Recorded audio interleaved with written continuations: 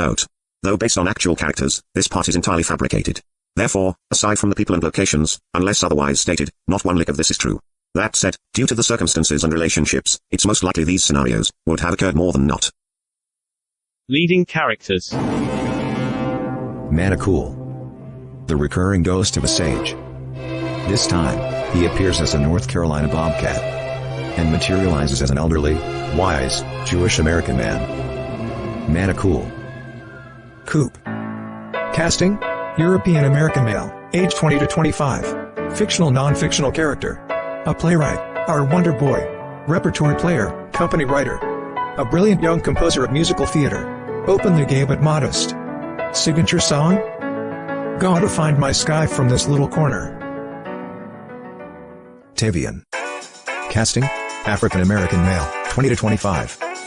Fictional character. A beat poet. Repertory player, temporary production cast. Part of a new style of beatnik arts, he's a consummate rising artist. Gay, but from the urban north side, so understandably closeted.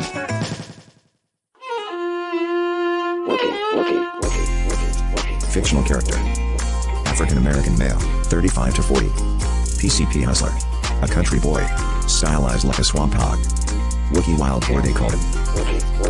He implanted himself from the deep North Carolina mountains down and over to the moist lands of Leland. He now owns an old plantation house, nestled in a thicket of Venus flytraps. Fact: the flytrap plant is native to Leland's wetlands exclusively. Here, he engineers and manufactures his unique brand of heroin, which locals call slog. In this rustic farm estate, they refer to as Slog House.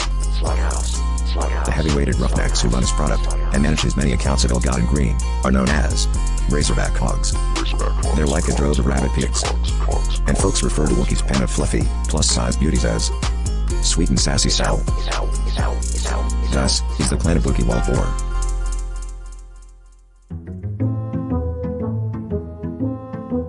Once upon a late night, in THALIAN's green room, after a project discussion, Coop meets the ghost.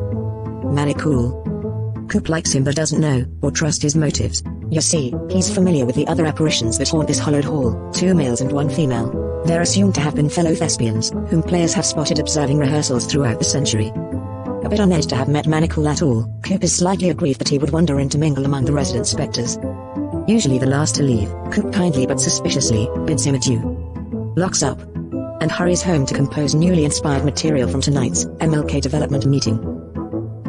Fact: along with politicians, artists, and other civil rights leaders, Dr. Martin Luther King Jr. develops Vietnam Summer, a volunteer project to increase grassroots peace activism. Coop writes a more dark performance work to be part of Dr. King's initiative. To cast it, he throws a city-wide net for talent. One of the more promising selected is THALIAN. After a few rehearsals downtown, Coop and THALIAN fall in love. Unfortunately, the further away from downtown you expand, one discovers that more people actually support the war. Moreover, the rural farming communities tend to have little acceptance of homosexuality, and absolutely no tolerance for interracial, gay dating. As this news travels outside of the company and into the city, it gets back to THALIAN's Northside neighborhood, Taylor Homes, particularly to his father, Mr. SML, Schlitz Malt Liquor. Dad is not surprised. He's known. In fact, when he gets drunk and disgusted, he intimately abuses THALIAN. But the race of whom he has chosen to be gay is like a double slap in his father's face. So this time, it's much worse, and he brutally beats him down. THALIAN meets the hustler, Wookiee. Wookiee has a little secret of his own. He's sexually interested in THALIAN. So he introduces him to PCP Slog.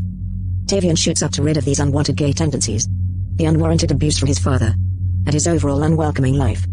But he becomes addicted, and quickly tumbles further into turmoil. Facts: Dr. Martin Luther King's schedule set him to appear in Wilmington, North Carolina on Thursday, April 4, 1968.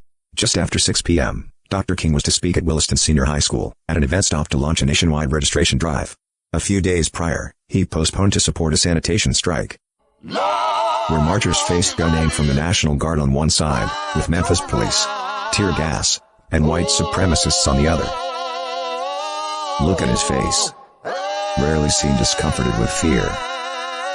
Unsettled as if he could feel something catastrophic coming.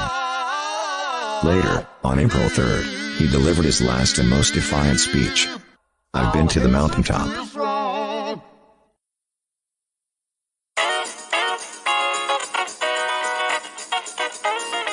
The next day, on the opening night of Coop's representation, knowing that Dr. King has postponed his attendance, the company dedicates their performance to him. But, unfortunately, the show is opening late, because no one can find THALIAN. In the moments Martin Luther King was to speak at Williston High, the same day, April 4th, at approximately the same time, shortly after 6 p.m., James Earl Ray guns him down in Memphis, Tennessee. Truth. Considering Dr. Martin Luther King's unyielding fight for American justice, all things suggest the potential of his eventual demise. However, rarely recognized, maintaining his original Wilmington-Williston itinerary might have delayed or even eliminated his gruesome death at a Memphis hotel. But perhaps, it might have been at a hotel of our own. News of King's murder sparks violence across the country. Chicago, D.C., Harlem, Wilmington, Delaware. Our Wilmington, North Carolina was relatively quiet in comparison. Or some would have you believe. Only isolated incidents of automobiles being stoned. Recounts H.E. Williamson, 1968 New Hanover County Police Chief. However, this photo receipt shows otherwise, unless you assume these guards are aiming at people tossing rocks. As Coop and the others learn of Martin's assassination, utter shock falls over the players. All the while, THALIAN is a no-show. He's preoccupied.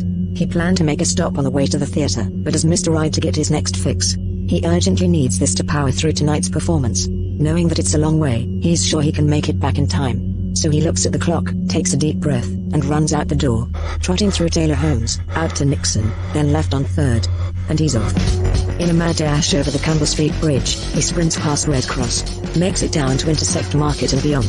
Onto the new 3rd Street overpass construction, under the draw, across Cape Fear Memorial, over the bridge, out to Leland Town, past Cadillac Junkyard, towards the outskirts, into the woods, behind the wetland swamps, and up to Slog House. Wookie's homestead is now a manor of sinful and psychedelic foliage, encased in an enormous flytrap. THALIAN finally sees the inhumane conditions the Razorbacks are held captive, and the severe torture that Sassy Sam must endure. Not deterred, desperately seeking more slog, he wreaks havoc all over Slog House. Wookie grows furious. Snapping back to his senses, THALIAN stops, realizes himself, and dashes off in a hurry. But too late. Wookie is afraid THALIAN might spill his little secret. So he sends his henchmen to find and kill him. Now running for his life, he scrams back through Leland, over the bridge of Wilm, and returns to the city. He starts running towards THALIAN but thinks to throw the hogs off his trail, so he sprints up Castle past 5th, and cuts over 10th by Williston. A mass gathering at the school stops him. Students are protesting, but he's unsure why. Someone crying with fury tells him about the murder of Martin Luther King, which explains the city's unrest. Fact. Contrary to the reports of Chief Williamson, history will record the city's upset about MLK's assassination as the most significant disturbance in the state. Suddenly, he spots the Razorbacks. They're in a car, and close on his heels. Becoming more frantic, he dodges through the unsettled mob. At that moment, the Razorbacks pull up beside him, and police mistake his fleeing for an unrestrained rioter. So needlessly, they shoot him down.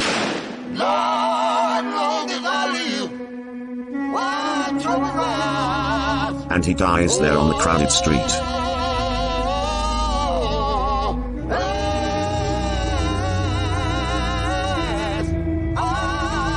Back at the theater, the company gets news of THALIAN's death.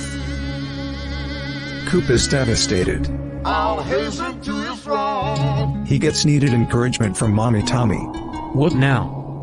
Cause the show must go on. He turns to Manicool. Needs him. Learns to trust him. And even love him. Fulfilling his purpose all along, Manicool introduces him to the world of religion and spirituality. The Jewish principles and practices motivate him. The Judaistic rites and rituals inspire him. The Semitic alms and fasting awaken him. As well, awakens the entire company of the THALIAN repertory players, encouraging them to find some religious spiritual truths of their own. They realize that spirituality is everything, and that THALIAN is a part of spirituality. Thus, THALIAN is part of everything. And they take their little lights back into their homes, their neighborhoods, their schools. These little wisdoms spill into the crevices of the greater Wilmington. And the tenants of peace trickle out to the streams of her beaches and sandy shores, thus creating a direct path for the next generation. The Rainbow 70s community. Another tiny revolution. The colorfully ornate individuals of the Rainbow 60s, THALIAN and the arts community forever cement their legacies in Wilmington history as they gaze forward with hope. The beacon for a brighter future.